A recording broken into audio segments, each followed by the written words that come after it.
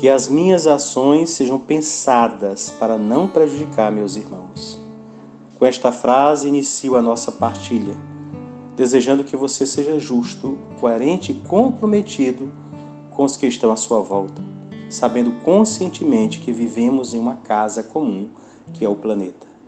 Hoje, 28 de dezembro, sábado, é dia da Marinha Mercante, dia do salva-vidas, o nascimento de Visconde de Mauá, em 1813, e a primeira exibição pública do cinema em Paris, em 1859. Vamos, nesta alegria de já termos historicamente passado por tantas coisas e conquistado tantas vitórias, vamos abrir o nosso coração para escutar a palavra de Deus, hoje tirada do Evangelho de São Mateus, capítulo 2, os versículos do 13 ao 18, que diz: Depois que os magos partiram, o anjo do Senhor apareceu em sonho a José e lhe disse: Levanta-te, pega o menino e sua mãe e foge para o Egito.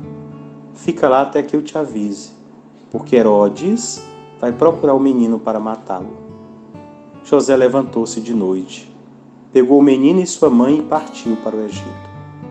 Ali ficou até a morte de Herodes, para se cumprir o que o Senhor havia dito pelo profeta: Do Egito chamei o meu filho. Quando Herodes percebeu que os magos o haviam enganado, ficou muito furioso. Mandou matar todos os meninos de Belém e de todo o território vizinho, de 2 anos para baixo, exatamente conforme o tempo indicado pelos magos. Então se cumpriu o que foi dito pelo profeta Jeremias. Ouviu-se um grito de Ramá, choro e grande lamentação. E Raquel que chora seus filhos, e não quer ser consolada, porque eles não existem mais. Palavra da salvação, glória a vós, Senhor. O episódio da matança dos inocentes de Belém está calcado na história de Moisés. É importante lembrar que no Evangelho de São Mateus, Jesus é o novo Moisés, aquele profeta que vem para ensinar. Por isso, este episódio, sobretudo, está marcado pela história de Moisés. Destinado a ser libertador do povo, sua vida fora ameaçada pela fúria sanguinária do faraó. A antiga história se repetia, só que agora trata-se do Filho de Deus, enviado com a missão de salvar o povo de seus pecados, como diz o texto bíblico. Os personagens do texto bíblico evocam os do passado. Herodes comporta-se como o antigo faraó do Egito, disposto a eliminar logo no seu início qualquer tentativa de afirmação de identidade do povo de Israel.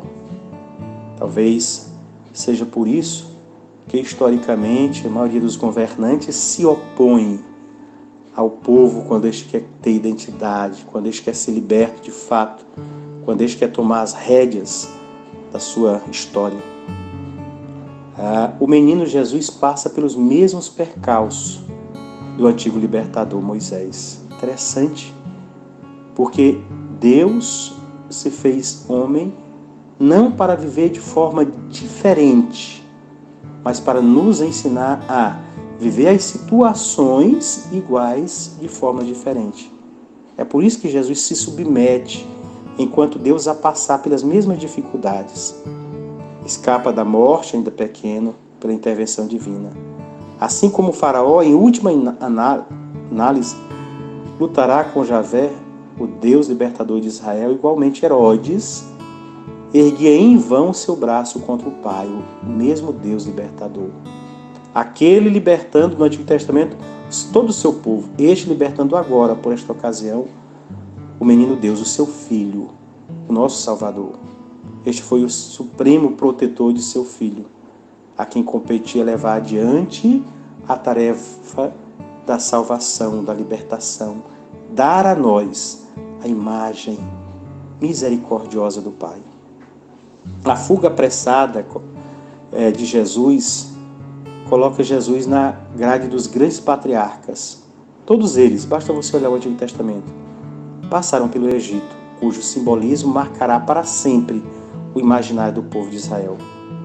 Talvez Deus quisesse que todos conhecessem por dentro a opressão de modo a aspirar pela verdadeira fraternidade. Mas mesmo com tudo isso, o povo de Deus, portanto nós, não aprendemos. Não aprendemos como o Senhor nos ensina. Jesus também percorreu o caminho dos grandes personagens do passado para instaurar o reino do Pai, reino de Deus, de misericórdia, onde deverá haver lugar apenas para a justiça e não terá lugar para o mal.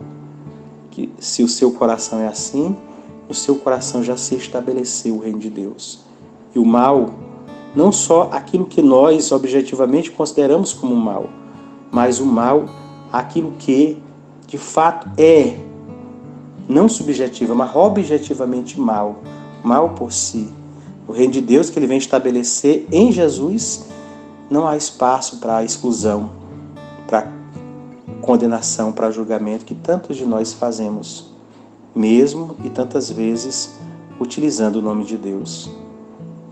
Nós vemos essa atitude de Herodes, a sua atitude de ganância que resultou na matança de tantos inocentes. Quando nós escutamos, nós ficamos estarrecidos com tal atitude, mas hoje quantas atitudes nossas também não afetam de morte tantos inocentes? Quantas atitudes nossas deixam tanto sem comida, sem a merenda na escola, sem a comida, o pão na mesa? Quantas atitudes nossas impossibilitam que as pessoas tenham saúde, porque tirados os recursos da saúde, da educação, de tantos outros meios. A matança de heróis naquela época acontece e cada dia se torna pior, mais cruel, porque tantas vezes fazemos nós, ou somos nós coniventes com aqueles que fazem, mesmo conhecendo e sabendo que nosso Deus é um Deus libertador. Por isso, rezemos, mas com o desejo de mudar, de não sermos coniventes com nenhuma forma de opressão ou crueldade. Rezemos. Senhor, a crueldade, a maldade humana parece não ter fim. Abre-nos os olhos, Senhor, para percebermos a abrangência de todas as nossas ações. Percebermos quantas pessoas são prejudicadas, quantos inocentes são punidos por nossas estupidez e fome de poder.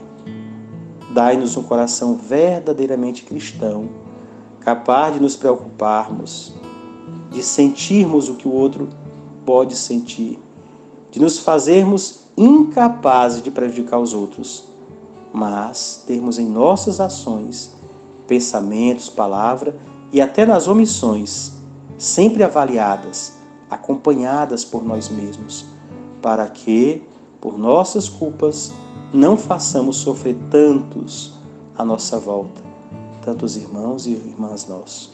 Tudo isso nós vos pedimos por Cristo nosso Senhor. Amém. Conto com você, meu irmão, para partilhar este áudio e evangelizar. Espero que ele tenha lhe ajudado e esteja lhe ajudando no seu crescimento na fé. Desejo que você tenha uma mente tranquila e um coração sereno. Abençoado dia para você.